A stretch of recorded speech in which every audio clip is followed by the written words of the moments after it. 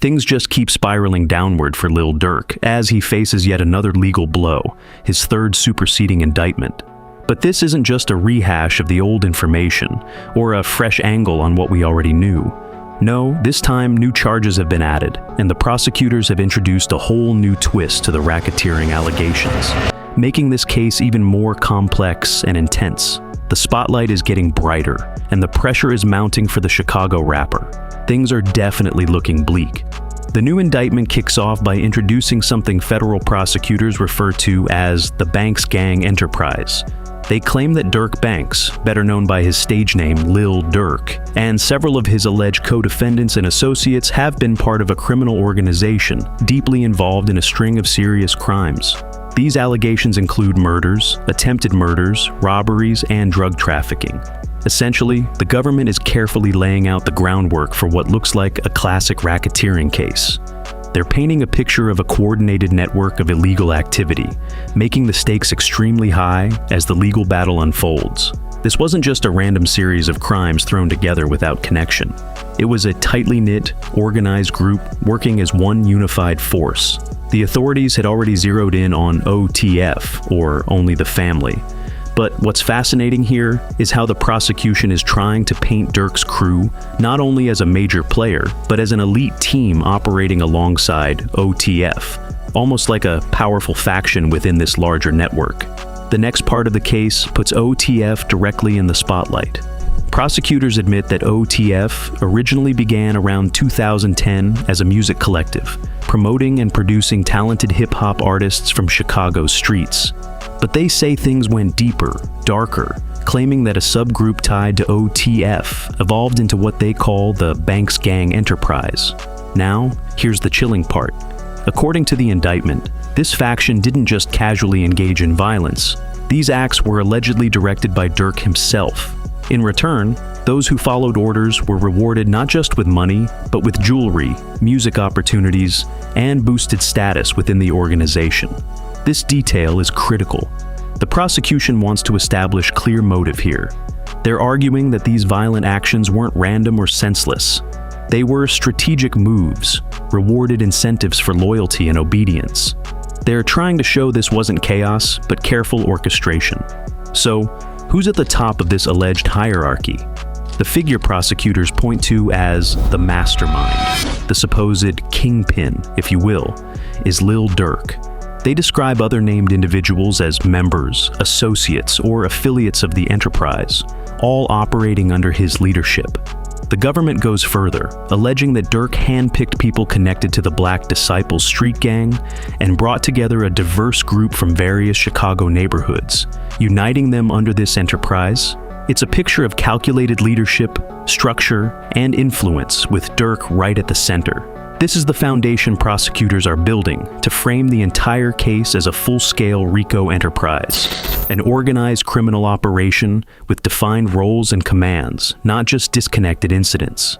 This group operated much like a tightly knit organization, resembling a mafia in the way they operated, complete with a clear sense of purpose and hierarchy. According to the indictment, the members didn't just act randomly.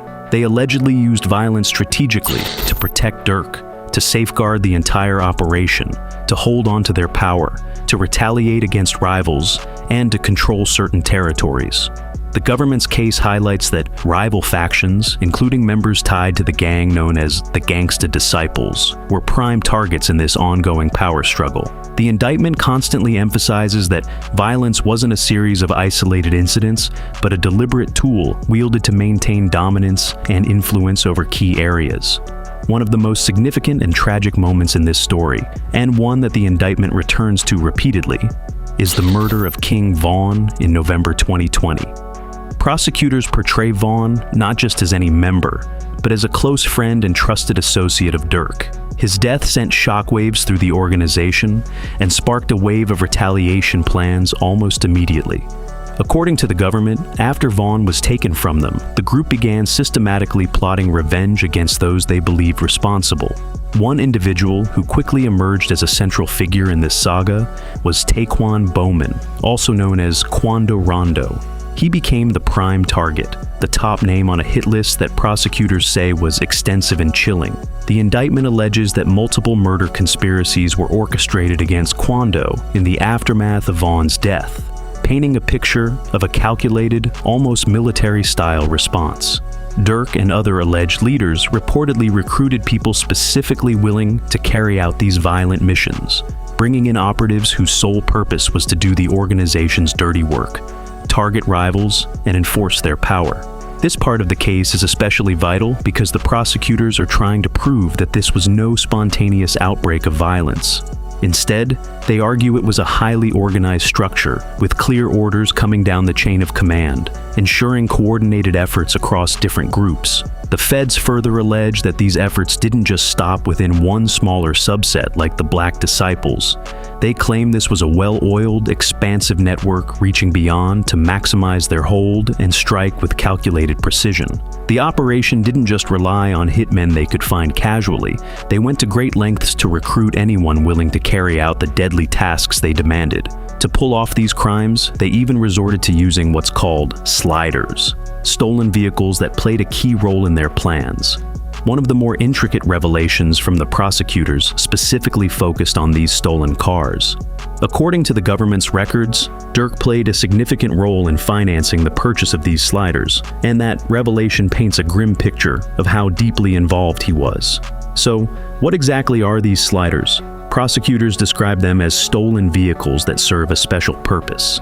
They dub them hard cars because they're harder to track down compared to regular vehicles. These were the getaway cars during shootings, purposefully picked to evade law enforcement detection. And this wasn't just about cars. The indictment detailed a whole set of secret codes that made up the group's language. For example, when they referred to ops, they meant their rivals or enemies. Sliding was the act of carrying out attacks, and drills stood for shootings or violent missions. Federal prosecutors believe these terms demonstrate a deliberate, coded system used to orchestrate serious crimes. But the story doesn't stop there. The indictment digs deeper, revealing how this entire operation was financially supported. It claims that Durk played a central role in funding everything, from firearms and flights to transportation, drug trafficking, and even payouts as rewards for acts of violence. The government's theory suggests that by funneling money into these activities, Durk and his associates were able to not only keep members loyal, but also actively encourage them to commit these violent acts on behalf of their organization. A pivotal moment came in 2019, tying this shadowy network to a very real instance of violence. The indictment singles out a shooting that occurred in February of that year in Atlanta. Prosecutors say the violent incident began with a dispute over a stolen vehicle, which quickly escalated into a dangerous confrontation. That confrontation ended with a victim being shot and seriously injured. What adds to the controversy is the government's claim that Durk was not just involved, but actually present at the scene, participating in the frightening encounter. This particular allegation is expected to be one of the most hotly debated points in the case moving forward, and when you hear this detail, it's chilling, because it directly connects Durk to the very violence they are accusing him of orchestrating and profiting from. King Von faced serious charges, including crimes he allegedly committed, but ultimately, he was cleared in court. In one dramatic twist, prosecutors claimed that Durk himself could be seen on video firing a weapon.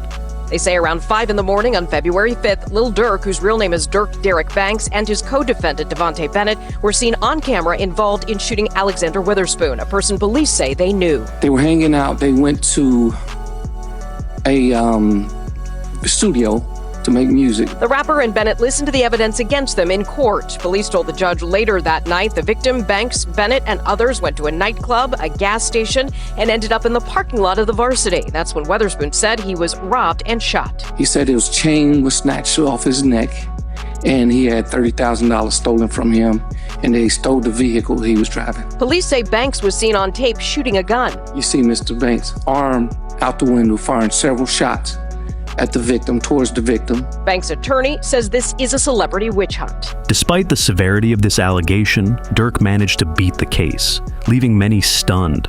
However, after this victory, new information surfaced. Authorities revealed that they had planned to continue pursuing a conviction against Vaughn, but tragically, Vaughn died before those plans could be realized. This left a cloud of unfinished business and many questions unanswered. Then, the prosecutors shifted their focus to a chilling murder that took place in Chicago in January 2022, involving a rival gang member. According to the indictment, 2 co-conspirators carried out the killing, and afterward, they discussed receiving payment for their actions. In one of the most striking pieces of evidence, prosecutors highlighted text messages where the suspects allegedly spoke about waiting for money from Durk. This was a major point, suggesting a direct financial link between Durk and violent acts in the streets. The indictment doesn't stop there. It also details a bizarre scene from a February 2022 music video shoot, where prosecutors claim Durk appeared with nearly $1 million in cash. This flashy display wasn't just for show. The government suggests that the money was tied to alleged payments made to those involved in violent activities. This was the very same music video shoot where Durk sat down with Jillian Wallow surrounded by stacks of cash worth millions. The millions were literally on display, used as part of the video's backdrop. Adding another layer to this story, the indictment alleges that the leader of the gang responsible for that January murder appeared alongside Durk in the music video.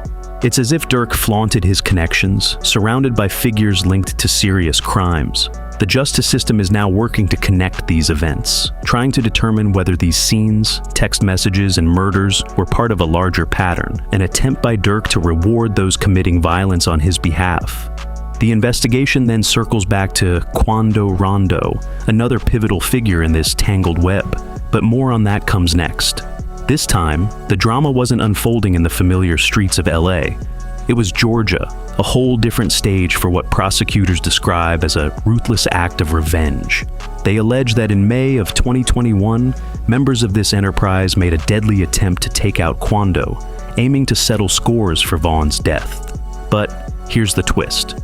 Quando survived that attack, leaving those responsible unsuccessful. That survival would only fuel the story that followed. Fast forward to August 2022, and the spotlight shifts back to California, where things dramatically escalate. Shots fired, a fight taken to the streets, and this chaotic scene, the ending of a shooting that started in Los Angeles, California. Sheriff's deputies pulling out a man who had been shot in an SUV.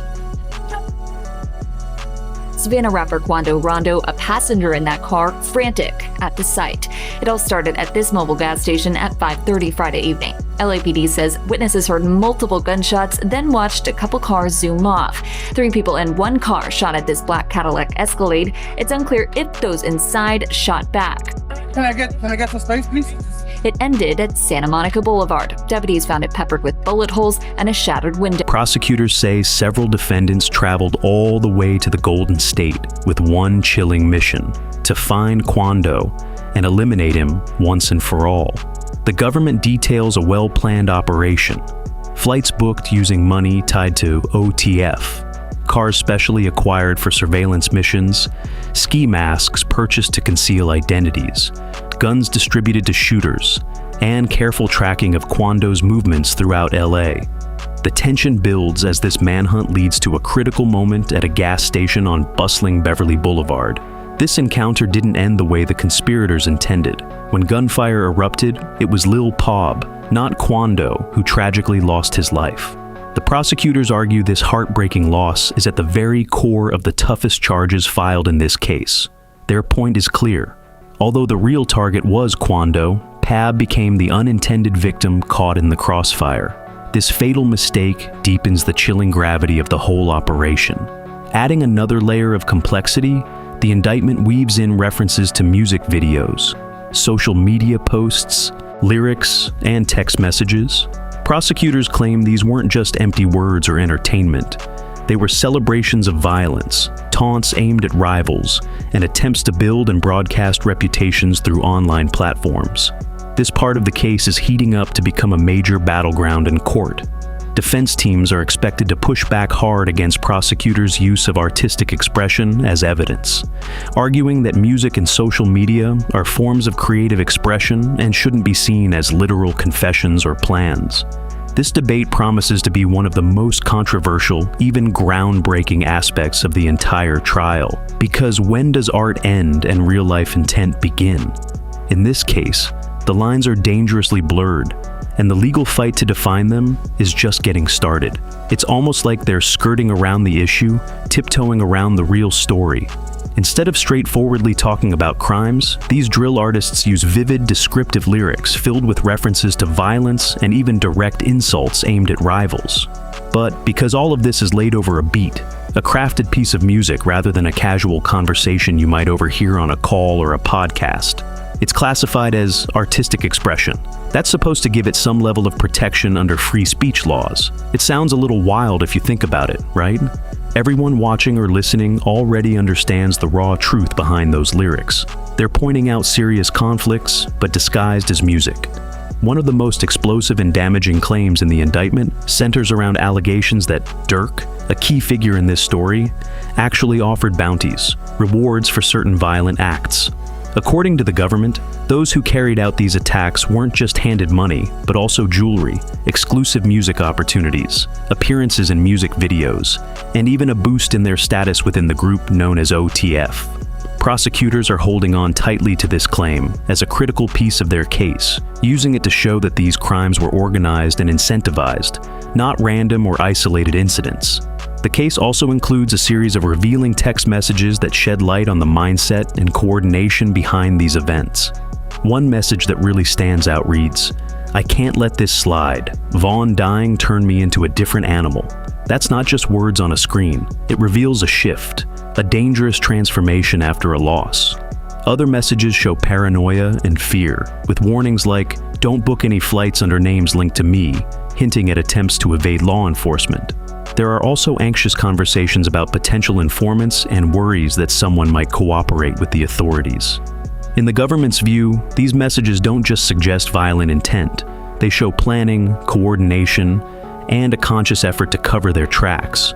Of course, the defense will fiercely argue over what these words really mean, pushing for a different interpretation and context that challenges the government's narrative. Taking a closer look at the charges, Count 1 of the indictment alleges murder, done to maintain or boost the killer's standing within this alleged criminal enterprise. This charge, murder in aid of racketeering, is among the most severe federal allegations listed. It implies that these killings weren't isolated incidents, but strategic moves designed to protect or enhance the power structure of the group.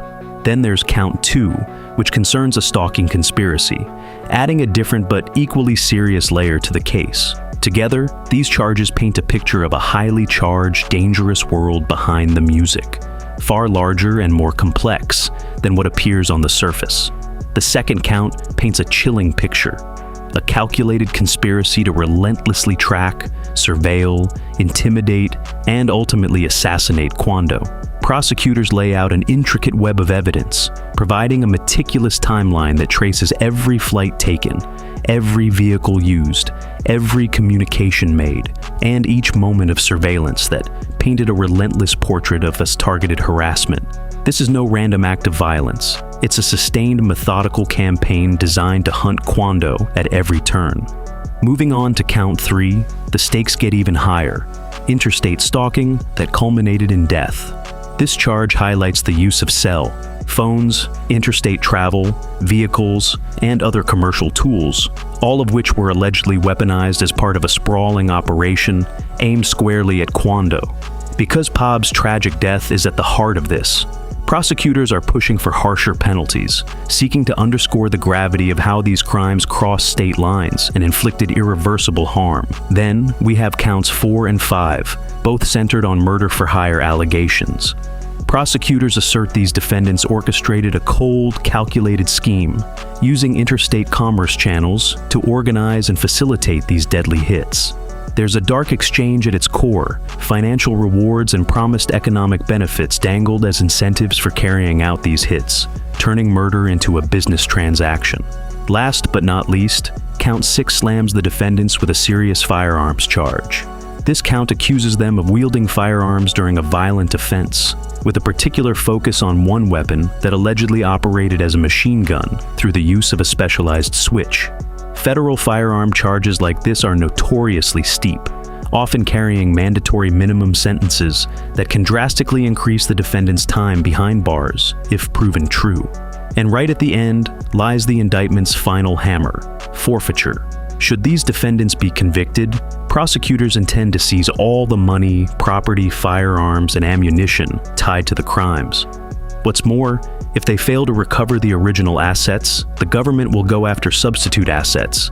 Any money or valuables used to finance or benefit from the criminal enterprise will be taken. Essentially, the authorities are determined not only to punish, but to strip the defendants of any ill-gotten gains, ensuring justice extends beyond prison walls. This is easily the most significant development yet in this unfolding saga. What makes this third superseding indictment truly stand out is just how expansive and ambitious the prosecution's strategy has become. Instead of focusing on a single isolated shooting, federal authorities are now painting a much broader and darker picture. A sprawling criminal enterprise where violence wasn't just random, but allegedly rewarded, where coordinated plans led directly to the tragic murder of Paub, all targeting Quando in a chilling, premeditated way. This isn't just a simple case anymore, it's a claim that an entire network was operating with calculated intent. The government's latest filing reveals their most detailed and comprehensive portrait of the case, clearly aiming to connect Lil Durk and his co-defendants to a series of serious allegations. But whether they can actually prove this wide-reaching theory in court is an entirely different story, one that remains uncertain as the trial date looms. Lil Durk's defense team didn't hold back either. Drew Findling, Durk's attorney, fired back hard, sharing a powerful response on Durk's Instagram that didn't mince words. This indictment is lipstick on a pig. He called out the federal prosecutors for what he described as desperate attempts over nearly 2 years to prop up a fragile case. Findling emphasized how Durk has demanded a trial at every step. Yet now, with just a couple of months left before the courtroom drama begins, the government is scrambling, resorting to vague racketeering allegations mixed with old accusations and unrelated claims. It's a classic pivot, but Findling argued it's far from a sign of confidence or strength. Instead, it's a glaring admission of weakness, an attempt to confuse and delay justice rather than present a solid, compelling case. He made one thing clear. No matter how many new indictments are issued or layers of charges are stacked, his client, Durk Banks, is innocent. From what we can gather, this new filing essentially reiterates much of what's been outlined before, while throwing in additional incidents almost as a stalling tactic, to push back the trial date and buy the government more time to build their case, hoping to secure the harshest convictions possible. This kind of legal chess is familiar terrain.